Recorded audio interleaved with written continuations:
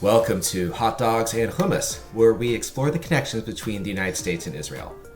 Today, we're talking about the power of travel with Tucker Piner, a New York City-based business leader and the founder of Tux Travels, a nonprofit that supports providing passports to Americans.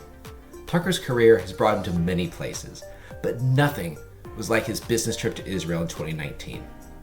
He'll share with us how that visit opened his eyes to the unique characteristics of Israel, some experiences he had along the way, and informed his view about this tiny strip of land. What I really enjoyed about our conversation is how he speaks from a non-Jewish American perspective about his support for Israel, what some of the discussions have been like with his peers since October 7th, and how Israel is on the front lines in defeating terrorism on multiple fronts. We record this episode in the midst of Israel's degrading of Hezbollah, the Iran proxy group based in Lebanon. Finally, a conversation with a North Carolina Tar Heel like Tucker and a Kansas Jayhawk like me has to include the most important topic of all, college basketball. This is Tar Heel meets Tel Aviv. All right, Tucker Piner, welcome to Hot Dogs and Hummus. Thanks, Brian. It's great to be here. We start out our interviews here on Hot Dogs and Hummus just understanding. Tell us about yourself and your connection between the United States and Israel. Well, I'm super honored to be here. And when I think about my connection to Israel or my connection to you, it's a good journey. I started my career at Bloomberg, where I worked for you and got a chance to really see what it feels like to be a young professional and in Washington, D.C. From there, I had the chance to move to New York with Bloomberg, and then the chance to move to London with Bloomberg. And when I was covering Europe, Middle East, and Africa, I was sent to Tel Aviv on a private equity business trip to meet businesses within the area. And this was spring of 2019, and just an incredible business trip to the region and to Israel, and really fell in love with the country. So on that trip, and that was your first trip to Israel, correct? First and only so far. Okay, so going as on a business trip, I guess after working in business in the West, United States, UK, Western Europe, what was it like taking a business trip? What were some of the similarities in the way business was done? And what were some of the differences that were like, wow, this is distinctly different from what I've done before? Well, the first thing that jumps out to mind, I will never forget I'm fascinated by different cultures and different experiences. And I'm sitting in a business meeting, and all of a sudden someone is writing from right to left, and obviously in a language that I couldn't read. And I just thought that was so cool for me to be a kid from North Carolina to then now be sitting in Israel, and I'm seeing someone write in a different language and in a way I've never seen it written. And so that really stuck out to me. But obviously the most fun part was just how normal it felt. As a young kid, anytime you're flying business class feels extra special. But then to get in the airport, I'm fascinated with travel. So it was interesting how the passport was treated once I arrived in Israel. That was something that was eye-opening for me to realize I wasn't going to actually get a passport stamp. I think I was given some ticket to the time just to say I'd entered the country. And then I did some research around why that exists too. And the professionals were amazing. Everybody just wants to figure out how they can run their business more effectively, use our products and services in the best way. And, very similar to conducting business in London. And, we went for a couple long runs on the promenade or the area along the sea. So that long straight passageway is just a great place to be a runner for sure. Well, very good. And I guess, coming from the United States, and that Israel it's always in the news. And we're not even talking about post-October 7th massacre. We're talking just in general. How did that trip shape your impressions of the relationship with the United States and Israel as a player in the region that may have been different before that visit? Yeah, I mean, being an American living abroad already, I'm acutely aware of what it feels like to be an expat. And then the messages I received from my Jewish friends who either had been to Israel on birthright or had a friend in Israel, that was, I think, super special. And this was actually, it was a lot of Canadian friends that I had in London I was playing softball with they were messaging me, oh, you should meet this person, you should meet this person. And to this day, I've kept in touch with them. And that's one of the few benefits of social media was I met this good group of guys who were in their 20s. They actually, one of he and his dad drove me to Jerusalem for when I had a week. I decided to stay for the weekend as well. And I'll never, it was the 2019 Masters. It was the one that Tiger Woods won. And I get to go to Jerusalem with him and his dad. And they were opening a hotel in Jerusalem. And just, it was fun to be an American and see that relationship with, the Western world, and just being able to see how people's families and friendships, and they all went to universities together, and now some of it moved back to Israel, somewhere in the US, somewhere in Canada, but everyone really kept the relationships alive and were eager for me to meet them. And that meant a lot to me because I'm such a big people connector, and really meant a lot that they wanted to. It was Passover weekend as well, I believe. Is that it went around Easter? Is that right? Do I have that? And so, Yep. yeah, that I remember being like, oh, the hotel they were having to turn over to make it kosher, and like, so all meals were cut off, and so it was like, but then people had invited me to their dinners, and I was just like, this is super special to be welcomed like that. It's like an extended family. And when Yeah. you're there and you have one connection, just, Oh, the say activity, motion creates activity, activity creates opportunities. I think you just articulated that very well. And I've told a story on this podcast before of how while I was on my flight to Israel, I got invited to a Shabbat dinner. And I love to hear the fact that you, as a non-Jewish Westerner on business, get connected to somebody who knows somebody who knows somebody, and then you're in a car to Jerusalem to say, "Hey, my dad's opening a hotel. Come with us and check it out." Very few places in the world are like that, and I think that's a unique attribute of Israeli culture, where it's a little different than the West. I think so.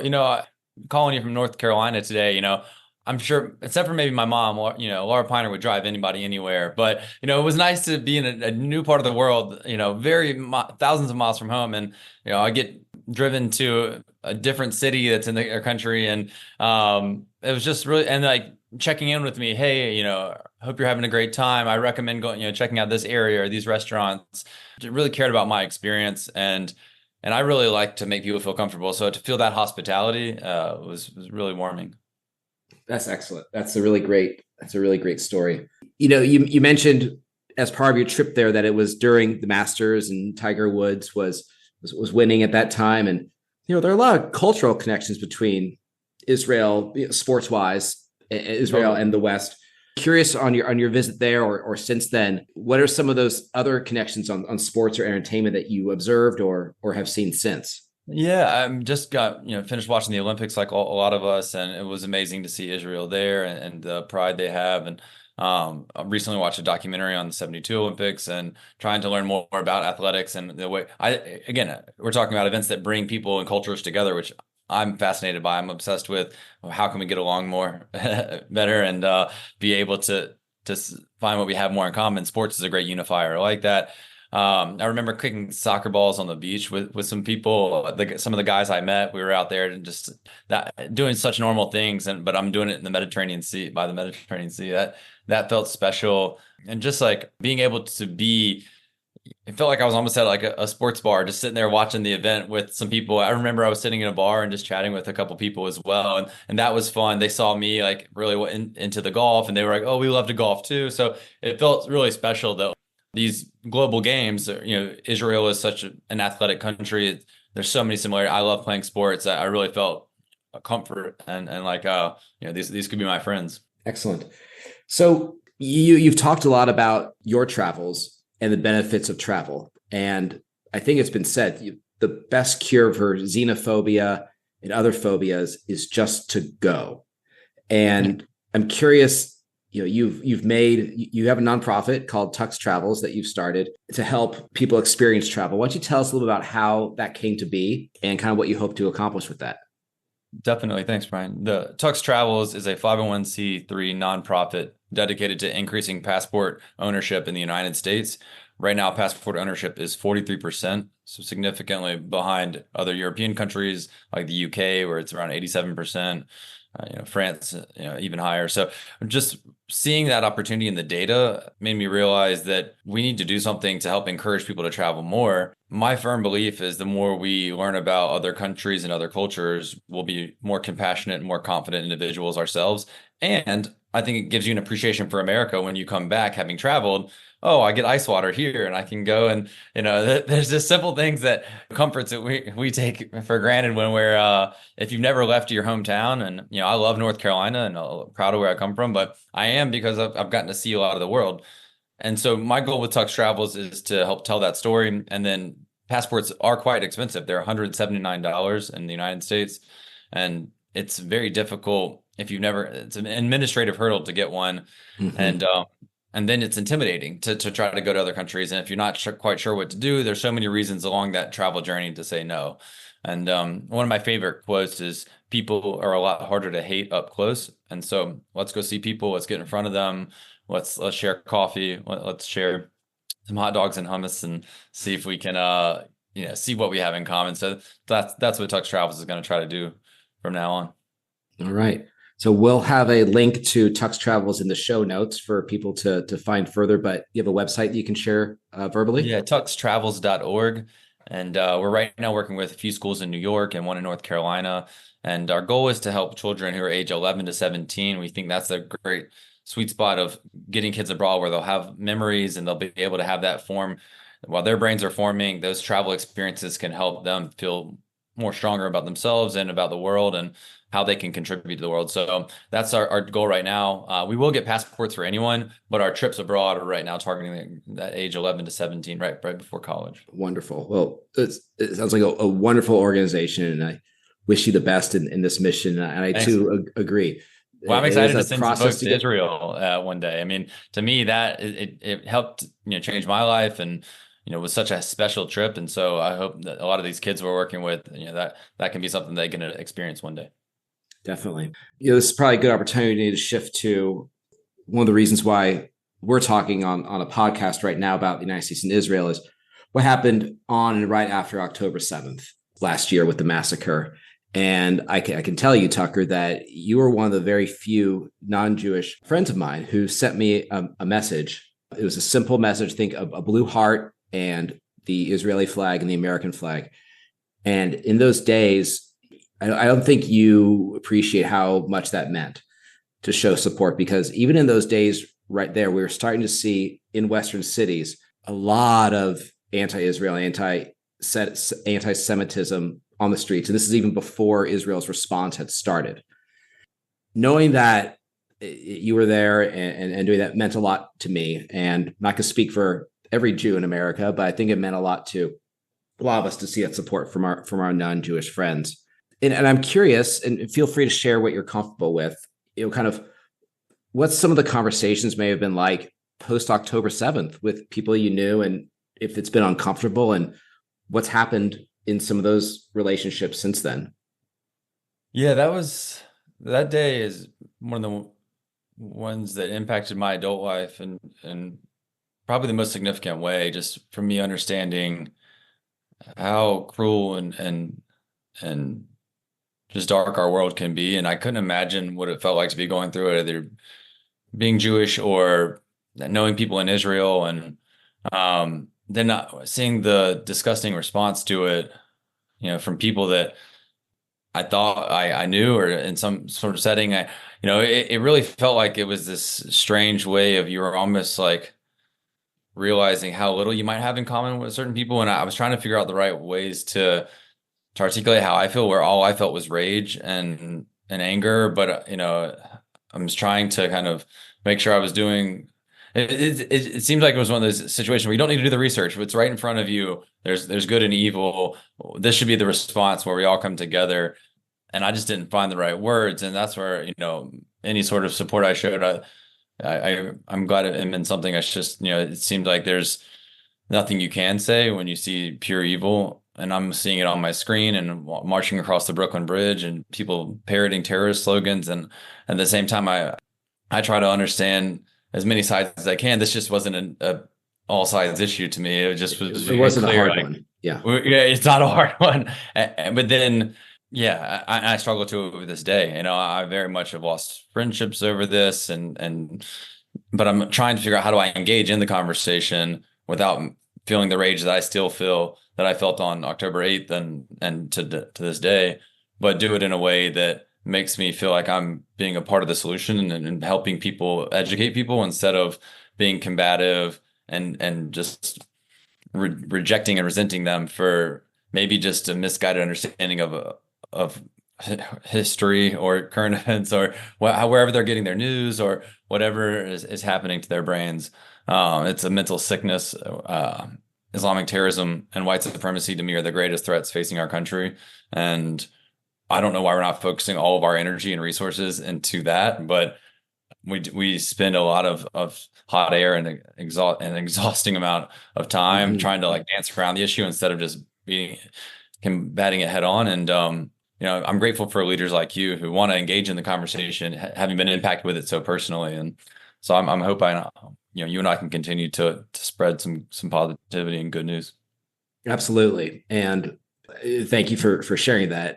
One of the reasons this podcast exists and the conversation exists is there's a gap in relations between American Jews and non-American Jews. There was a lot of times American Jews were being allies to other organizations, and the time was not spent to build allies for American Jews. And this is part of it.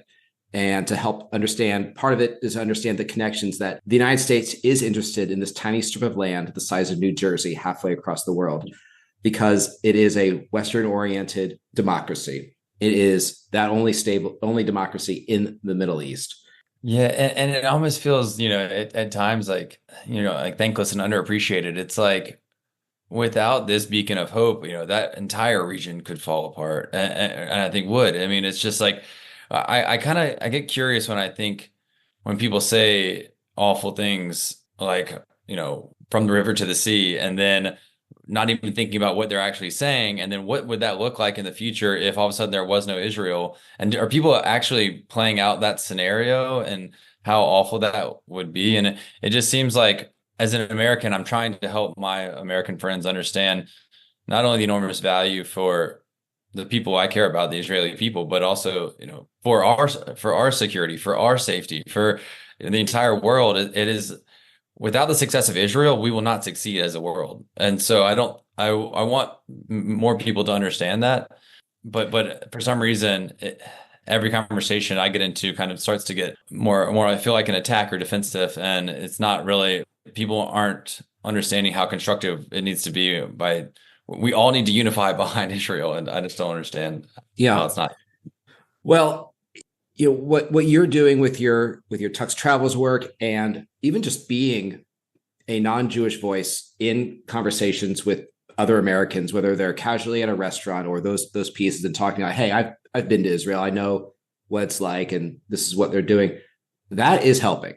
And there's I know you're not Jewish, Tucker, but there's a Jewish saying, Tikkun Olam, heal the world, and every person is a world. And by engaging someone in a fruitful conversation or providing a passport for someone to experience new things, you're helping that person, and you're healing the world ever so slowly. And it's never going to be done.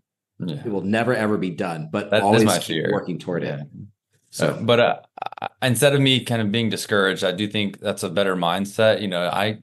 My fear is that version of peace that I want to see, I just don't see the clear path to get there. And I know everyone has opinions on how you get there. And I almost feel like Israel is in such a awful decision scenario of not engaging in violence is going to lead to them experiencing more violence, and engaging in violence and trying to protect yourselves is going to also, it just seems like it's a vicious cycle, but it is a vicious cycle. And Israel's been in existence since 1948, and it has fought several defensive wars to maintain its territorial integrity and sovereignty.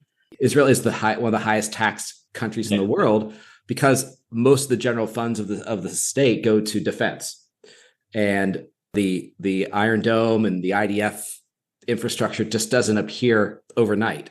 And that's why a smoothie in Israel costs 40 shekels, which I think is now about $9. So it's that's part of the pieces. It's But what I don't understand how the Western world and the Americans haven't realized is like we almost take the Iron Dome for granted. Like, what if these missiles that were fired on October 8th and 9th and 10th and every day got through? Like, people are actively trying to murder more Jews every single day, but we just treat it like, of course, Israel can protect itself, but like that's just because of that, we should also double down on why are people trying to shoot rockets at Israel? We should, I don't know, understand why there's not more anger towards the people trying to murder more Israelis instead of being like, oh, I guess it just, thank God Israel can protect itself. Like, I wish we felt a little bit more. What if these rockets got through? Like, that to me hasn't really been part of the national conversation. And Right, we right. expect Israel to work. And Right. I don't think either of us have the answers to that, yeah, right away for the why, but there's a big difference in the security of, if one rocket got through versus 10. It's a big difference for that. But you and I are not Iron Dome experts, nor so. no, definitely not. But thankfully, many people in the IDF are, and it saved countless lives. And it's still disgusting that how many people wake up every day and are still trying to hurt more Israelis, and that's their only motivation. And then, the minute Israel kind of goes on the offense, to me, we should be celebrating that Israel is being able to eliminate people who are threatening them, either Israel or the world. And it's reported in different ways. And that's one thing that's bothered me in recent events. We seem to, in American media is reporting it like it's just like apples to apples. And I don't understand why we're not celebrating that Israel is making a life-saving effort to combat people who harbor violence and hate in their heart. And I get, the arguments around, no, I don't want to see any suffering, but it just seems to me like so much effort is going into being able to protect this small country. And I wish we were celebrating that effort a little harder. Well, this is where our conversations with our peers come in, is having this exact words of explaining, hey, a headline may be factual. Israel shoots, strikes targets in southern Lebanon. Well, it's probably not included in the rest of the article that, well, the targets were weapons depots that were kept inside children's bedrooms. Yes. So, which I think was reported out today here in, middle to the end of September. I just read that. Yeah. Yeah. So look, there's only so much that we all can do in our own world. And I think we're both doing it. I think that folks like you with your Tux travels and your advocacy for Israel post October 7th and discussions with your peers has been super. So I'll always remember being in Jerusalem, and because I'm in Israel, there's a Muslim quarter, and I actually, two young guys, they were probably 17, 18, were smoking hookah. I sat down with them. We were chatting. I had a little smoke with them and just, asking them about, their day, their life. And then that night I was watching golf and had a beer with an Israeli guy, just a Jewish guy. And like, what other country can you, except in that part of the world, that's the only country you can do that in. And so it really resonated with me that I'm in a country that welcomes people of all different beliefs, and I'm in it's celebrated. And obviously there's different quarters. I think it's the Armenian quarter, the Christian quarter, the Muslim quarter, the Jewish quarter.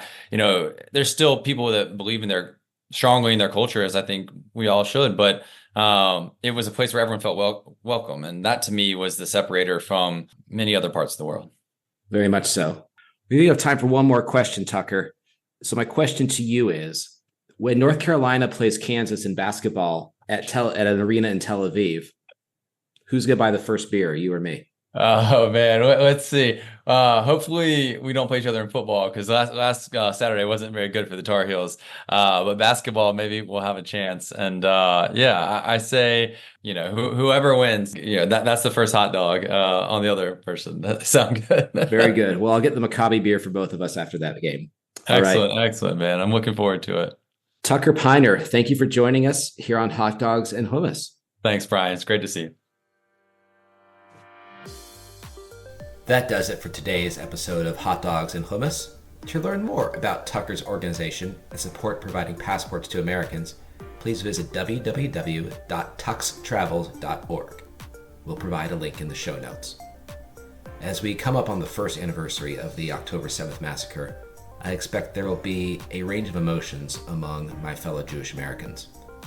I know I'll be feeling sad, angry, resolute, hopeful, sometimes all at the same moment. Media coverage may exacerbate these emotions, and my call to action is simple.